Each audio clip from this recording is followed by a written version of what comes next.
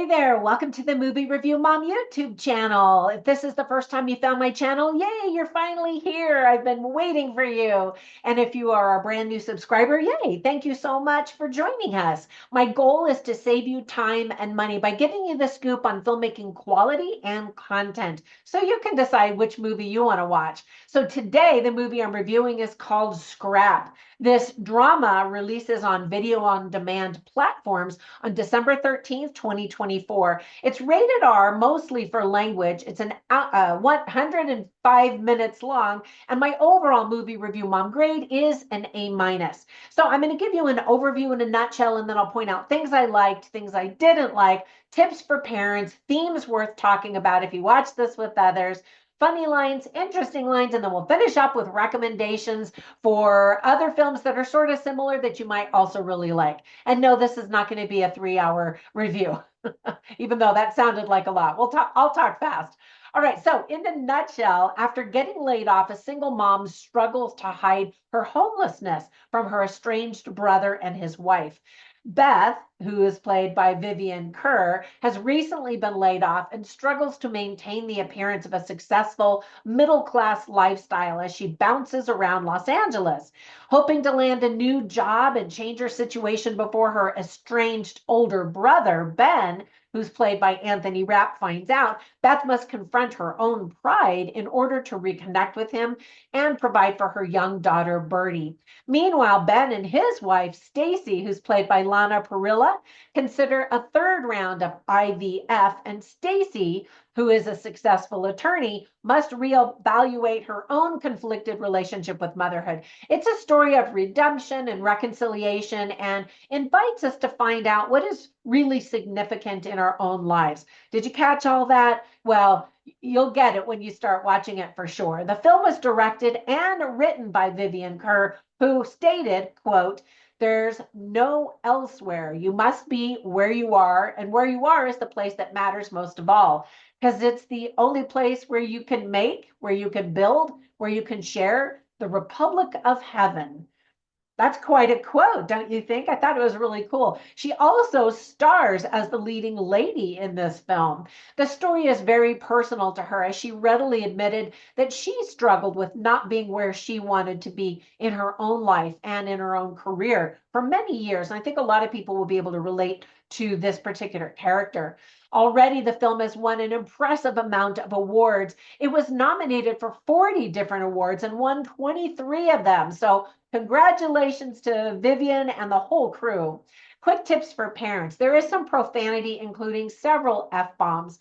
I think kids are mostly going to be bored because it's adults talking, that kind of a movie. There is alcohol, talk of the death of parents, a man slaps a woman, and we see an unmarried couple in bed together. So not super family friendly, definitely not the target audience is definitely not for kids anyway. Some of the themes that are illustrated very well are secrets, truth, desperation, the support of family, pride, self-delusion, self-reliance, hypocrisy, choices and consequences, appearances, motherhood, taking responsibility, reconciliation, asking for help, not getting what you want in life, and IVF and the desire to be a parent. Now, that's a lot to address in a film, but I thought that they were all done very well. Some of the things that I liked in this movie include the fact that it is going to be so relevant. With so many people getting laid off in recent years, this movie's topic about real life struggles is certainly timely.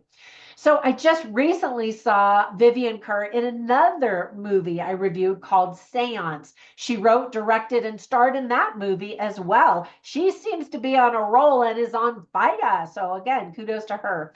I've always liked Lana Parrilla or Paria. I'm not sure how she pronounces her name, even though I do like her.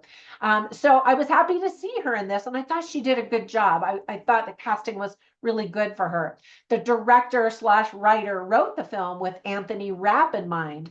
He does a really great job in his role as the estranged brother. And what an honor to have a whole part written for you. That's really cool. I thought the casting was really great all around, and they found a brother and daughter that looked just like the leading lady. All of the characters feel and look like real people, not just actors, acting in a movie kind of a thing. The title is significant and refers to the last scrap of something that you're fighting for or holding on to, as well as the opposite feeling of getting the table scraps in life. Maybe it's not the opposite feeling, but an equally strong feeling that is uncomfortable and unsettling in your soul.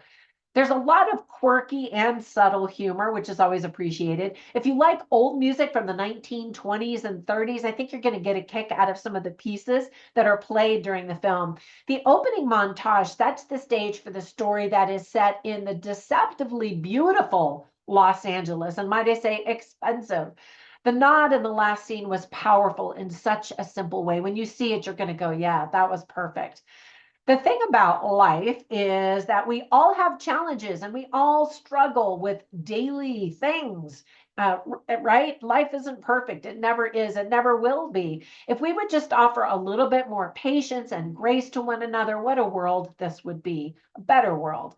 My heart just ached for Lana Parrilla's character. She wanted to be pregnant so badly and to be a mother, but it just was not happening for her. Trying to get pregnant can be so emotionally and physically draining. I'm speaking from personal experience. At the same time, she had to deal with her sister-in-law who was completely neglecting her own daughter. And the movie did a really great job illustrating the delicate, complicated, and raw emotions of parenthood. I loved it when the leading lady went to her brother's book signings, explaining that she wanted to support him. He kept saying, "You don't have to buy it. I got a bunch of them for free at home." And she's like, "No, I want to support you." And as an author of a bunch of books, 33, actually, I just uploaded my 34th on Amazon last night. Some of my books are traditionally published, by publishing houses. Some of them have been published by hybrid publishers, and some of them I just throw up on Amazon because I can't wait. Anyway, my point was that I have done many book signings over the years, and I wanted to know how much it means to authors when people actually do show up for a book signing and buy our work. And we put so much blood, sweat, and tears, and time and energy into it that it really does mean a lot, truly, that to have anybody support what we want to put out there in the world. All of my books, by the way, can be found in bookstores as well as on Amazon. My shameless plug. All right, so on to the list of things that I didn't like. That list is much smaller. First of all, if someone really doesn't have a home or a job, they shouldn't be buying a bunch of expensive coffee at Starbucks or a bunch of stuff on Amazon, right? We see that, and I have seen in my life people who just have no sense of responsibility and self-control when it comes to money. Whereas I'm scrimping and saving all of the time for everything that I get. And then, people will put their hand out as if this money was just gifted to me magically, and I wish people had a little bit more respect for how hard some people work for money. All right, so there's a character who does not have a home or a job, and she's buying expensive coffee at Starbucks, going out to eat all of the time, buying a bunch of stuff on Amazon, having it delivered to her brother's house where she's living, and putting him and his wife out. I mean, not out of the house, but just being a burden to them when they're going through emotionally difficult things as well. Anyway, so I was just what's the opposite of being endeared to a character? I was frustrated and annoyed by that behavior. Moving out of expensive Los Angeles should also be a priority. And so it was frustrating to watch a character spend money so recklessly and irresponsibly. Now, there is character growth. That's the good news. In general, it's just really heartbreaking to watch people make terrible choices and struggle. So I didn't enjoy that element of it. However, it is definitely realistic. So now, whenever I watch movies, I write down funny lines and interesting lines simply so I can share them with you so that you can get a taste for the dialogue and decide, if this is your thing or not. Anyway, I have them all in my written review at moviereviewmom.com, but I'll share a couple of them with you right now. So for one of the funny lines, all right, so there's a book signing. And so as I mentioned, the sister comes to the book signing to support her brother, but she's always razzing him and giving him a hard time. And he's like, "Did you really come to my signing just to troll me?" And they have this kind of playful banter about hating each other and annoying each other and that kind of thing. Anyway, then some interesting lines that really speak to the themes of the film are, one is spoken by Lana Parrilla, and she says, here's a good default. Just assume your child is your responsibility until you hear otherwise.